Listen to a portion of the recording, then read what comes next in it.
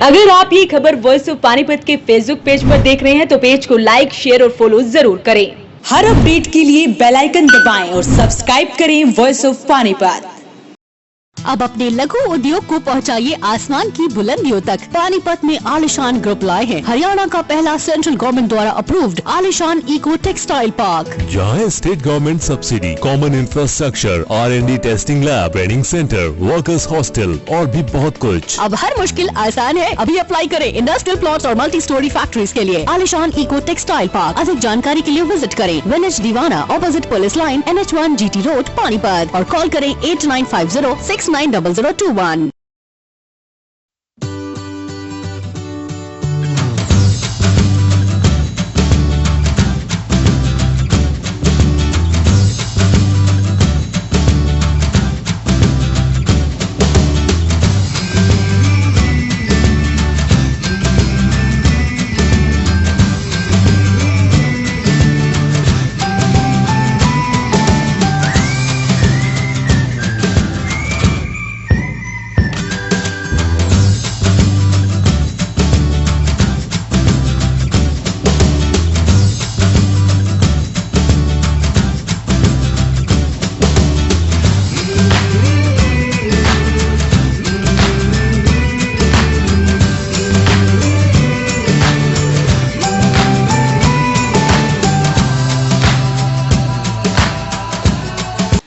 मंजिलें उन्हीं को मिलती है जिनके हौसलों में जान होती है। पंखों से कुछ नहीं होता, हौसलों से उड़ान होती है। नमस्कार, आप देख रहे हैं वॉइस ऑफ पानीपत। मैं हूं आपके साथ सोनम। CBSE द्वारा 12वीं कक्षा का परीक्षा परिणाम घोषित कर दिया गया है, जिसमें गांव नागलखेड़ी की एक बेटी ने 99% अंक हासिल करके पूरे जिले का नाम रोशन कर दिया है। इस वक्त हमारे साथ मौजूद हैं गांव नागलखेड़ी की बेटी निकिता काद्यान। आइए हम उन्हीं से जानते हैं कि उन्होंने इतनी बड़ी कामयाबी कैसे हासिल की। निकिता, सबसे पहले तो वॉइस ऑफ पानीपत की तरफ से आपको बहुत बहुत बधाई। Thank you very much. पहली प्रतिक्रिया क्या थी आपकी जब आपको पता लगा कि आपके जो है इतने अच्छे मार्क्स आए? घर में काफ़ी खुशी का माहौल होगा, कैसे कैसे कैसे आपको बधाइयाँ मिली? हाँ जी, मेरे पेरेंट्स जो थे बहुत ज़्यादा खुश थे, बट मैंने जब फर्स्ट टाइम रिज़ल्ट मेरी टीचर ने मेरे को बताया तो मुझे पहले तो रोना आ गया एक बार। तो मे भी अब वो खुशी के आंसू थे, लेकिन जैसे रिज़ल्ट अच्छा आया, मेरे को मतलब एक्सपेक्टेड था इतना मेरे को। कुछ सब्जेक्ट्स हालांकि ऐसे रह गए जो मेरे को लगा जिनमें मैं स्कोर कर सकती थी और अच्छा, और मेरे अकॉर्डिंग और अच्छा शायद हो भी जाता, but I don't know. Now I am happy with this marks. तो कैसी कैसी तैयारियाँ की, क्योंकि 12th क्लास एक करियर का बेस होता है, तो कैसे कैसे सब्जेक्ट चूज़ किए, कैसे तैयारियाँ की? हाँ जी, तो मैंने ह्यूमैनिटीज़ में सब्जेक्ट्स थे मेरे पास, English, Hindi, political science, history, painting and maths. तो मेरा जो है फेवरेट सब्जेक्ट पॉलिटिकल साइंस है, और मेरा स्टडी करने का कोई फिक्स टाइमिंग्स नहीं थी। मैंने अपने सेल्फ स्टडी से काफ़ी मतलब खुद बहुत मेहनत की है। मेरी टीचर्स का भी मुझे बहुत सपोर्ट रहा है, उन्होंने हर टाइम मुझे जो मटेरियल चाहिए था उन्होंने अवेलेबल कराया है, और मेरे पेरेंट्स का भी support, just I don't have words for them that how good they. And also मतलब सब कुछ यही है। मेन तो मैंने अपने खुद के नोट्स बनाए, जो स्कूल में काम हुआ वो घर आके मैंने रिवाइज़ किया, कोई काम पेंडिंग नहीं छोड़ा। रोज़ का आके घर रोज़ रिवाइज़ किया। कुछ अगर बाय चांस कुछ रह जाता है तो उसको जब भी ब्रेक मिलता है स्कूल से, कोई मतलब छुट्टी होती है, संडे होता है, तो उस टाइम मैंने अपना सारा काम कंप्लीट किया। और जिस दिन अगर मुझे लगता था कि अभी भी कुछ कमी है, तो मेरे को लेट नाइट स्टडी करना इतना पसंद नहीं था, तो मैं सुबह अर्ली मॉर्निंग 4 o'clock या 5 o'clock उठ के पढ़ लेती थी। सुनने में आया आप ट्यूशन नहीं लेती थी, तो घर पर कैसे क्या तैयारी की? क्योंकि आपकी जितनी भी फ्रेंड्स थी वो ट्यूशन जाया करती थी, आप ट्यूशन नहीं जाते थे, तो कैसे किया आपने तैयारी? एक्चुअली मेरे को ट्यूशन जाना पसंद नहीं था। मैंने 10th में भी एक बार ट्यूशन्स रखे थे, मैं अराउंड 20 दिन गई थी बस वहाँ पे। उसमें क्या है, मेरे को लगता है ट्यूशन जाने में ज़्यादा टाइम एक तो कंज्यूम होता है, पहले रेडी तो होना ही पड़ता है, फिर उसके बाद घर आ, मतलब मेरे लिए वो इतना कन्वीनियंट नहीं था। मुझे सेल्फ स्टडी से ज़्यादा समझ आता था, तो मैंने सेल्फ स्टडी पे ज़्यादा फोकस किया, ट्यूशन्स पे नहीं किया। 500 में से 495 नंबर आना काफ़ी बड़ी बात है, लेकिन फिर भी 5 नंबर कम रह गए, इस पर क्या कुछ कहना चाहेंगे? इस पे बस इतने आगे खुश हूँ मैं उससे, बट एक्सपेक्टेशंस तो हमेशा हाई ही रहती हैं कि और आए और आए। नहीं, वो होता है ना कि यार एक नंबर और ज़्यादा आ जाता तो शायद और भी। वो अभी भी है वो मन में है, क्योंकि कुछ सब्जेक्ट्स थे जिनमें मेरे को था कि मेरे और भी मतलब 100 आ सकते हैं, बट वो आए नहीं, उसका थोड़ा अफसोस है, बट अदरवाइज आपके पास कौन कौन से सब्जेक्ट है और फेवरेट सब्जेक्ट कौन सा है? मेरे पास सब्जेक्ट्स हैं English, Hindi, political science, history, painting and maths, और मेरा फेवरेट सब्जेक्ट पॉलिटिकल साइंस है। अभी कुछ स्टूडेंट्स जो हैं अभी 12th में आए होंगे, न्यू एडमिशन हुए हैं, उन्हें क्या कुछ मैसेज देना चाहेंगे, उन्हें कैसे गाइड करेंगी? उन्हें मैं यही कहूँगी कि हमेशा अपने काम में कंसिस्टेंसी ज़रूर रखें। जो काम है रेगुलरली कंसिस्टेंट होके अपने एफर्ट्स जो हैं, क्योंकि 12th जो है वो एक लाइफ डिटरमाइन कर देता है, आगे कॉलेज के एडमिशन्स भी इसी के ही बेस पे होते हैं। तो आई थिंक उनको अपना पूरा हार्ड वर्क करना चाहिए, जो डाउट हो उसको टीचर से क्लियर करना चाहिए नेक्स्ट डे ही जाके। कई फैमिलीज़ में ऐसा देखा जाता है और कई आजकल का आपको टाइम पता ही है, कई स्टूडेंट ऐसे होते हैं नंबर अगर कम आ जाते हैं तो गलत कदम उठा लेते हैं। फैमिली का भी काफ़ी कुछ प्रेशर हो जाता है कि आपको इतने मार्क्स लेने हैं। तो आपकी फैमिली का आपके ऊपर कोई प्रेशर था या कुछ? नहीं, मेरी फैमिली ने प्रेशर कभी नहीं बनाया, उनको पता था, वो हमेशा कहते थे, मतलब उनको इतना तो विश्वास था कि मैं अच्छे मार्क्स ले आऊँगी, पर इतने ज़्यादा अच्छे ले आऊँगी, वो उनको इतनी एक्सपेक्टेशन, प्रेशर उन्होंने कभी कोई नहीं बनाया मेरे ऊपर। उन्होंने कहा आपको जितना करना है, आप जो करोगे अपने लिए करोगे, आपके फ्यूचर में आपकी हेल्प करेगा।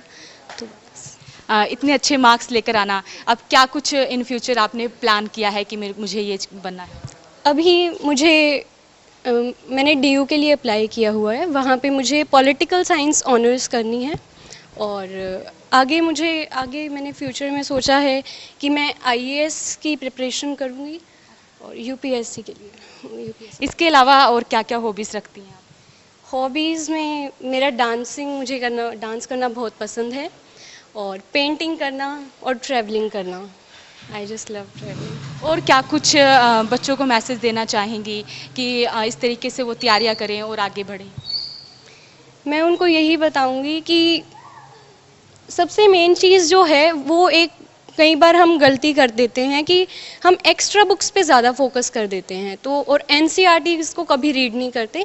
आई थिंक NCERTs बहुत अच्छी हैं, हमेशा अपना फोकस उन्हीं पे ही करना चाहिए, मेन फोकस उन पे ही रहना चाहिए, क्योंकि आउट ऑफ सिलेबस कभी कुछ आता नहीं है ज़्यादा, सारा उन्हीं से ही रिलेटेड होता है, तो अपना NCERTs पे फोकस ज़रूर रखना चाहिए।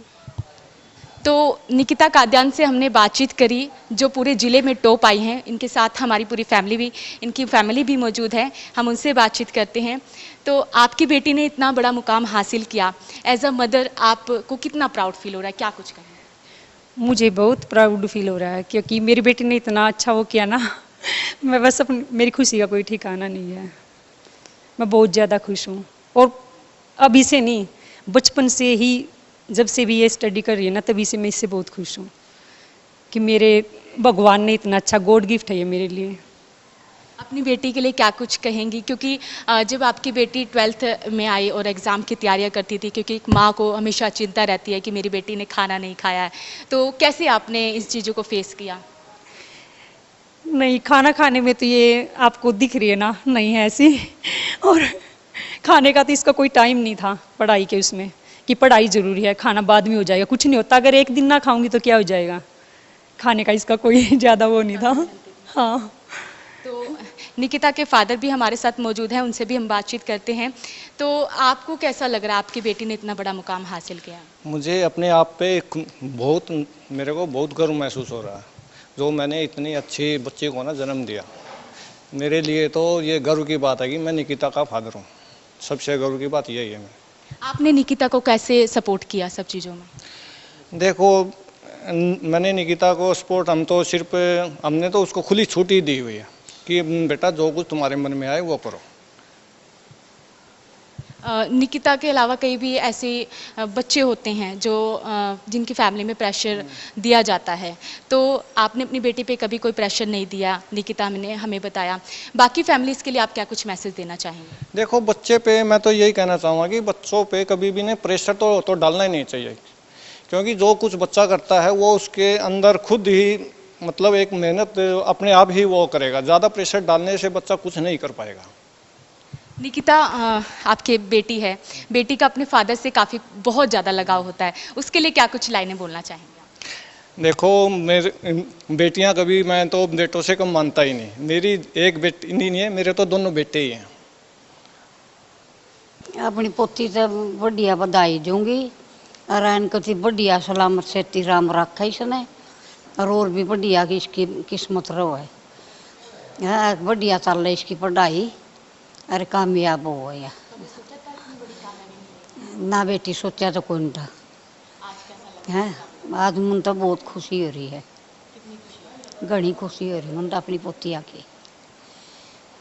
पूरे जिले की टॉपर निकिता काद्यान से मिलवाया और उनके पेरेंट्स से भी मिलवाया। पूरे घर में खुशी का माहौल है।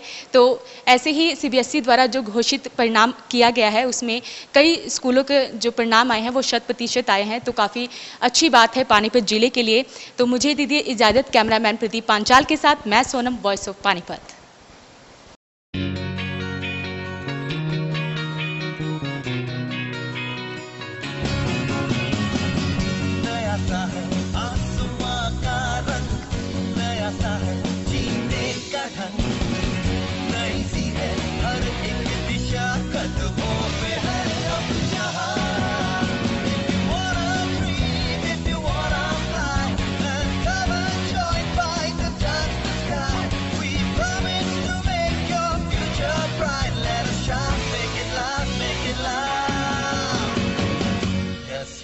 Yes, fight.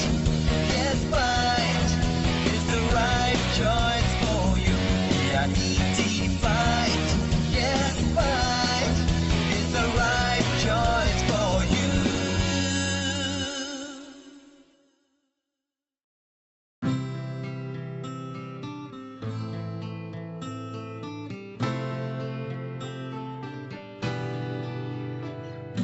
आँखों में सपने सजे, उम्मीदें बनने लगी है। कदम बढ़ाकर मंजिल की ओर हम सब बढ़ने लगे हैं। GGI नई डगर सारी सोच नहीं है, तलाश अपनी खत्म यही है। और माँ है जितने भी सारे पूरे होने यही है। GGI Geeta group of institution, जहाँ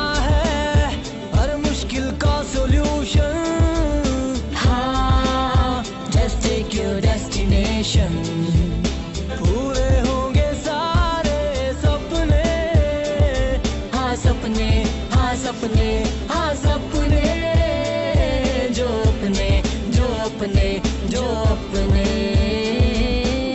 Intellectual study with joy and fun together. Geeta Group of Institutions, Panipat. India today and world tomorrow. पूरे होंगे सारे सपने। 25 सालों से पानीपत शहर का सबसे भरोसेमंद showroom Balaji electronics. Balaji showroom करे आपके जीवन को और भी कंफर्टेबल। फेस्टिवल धमाका ऑफर बालाजी इलेक्ट्रॉनिक्स में 32 इंची स्मार्ट LED केवल 12,990 रुपए में। साथ ही सभी प्रोडक्ट पर आकर्षक ऑफर, 0% ब्याज और आसान किस्तों में। लैपटॉप की भरपूर वैरायटी बालाजी शोरूम में। साथ ही सभी कंपनी के मोबाइल मिले बालाजी शोरूम में। बालाजी शोरूम GT रोड के साथ साथ सनोली रोड पर भी उपलब्ध। आज ही आइए और फेस्टिवल धमाका ऑफर का फायदा उठाइए।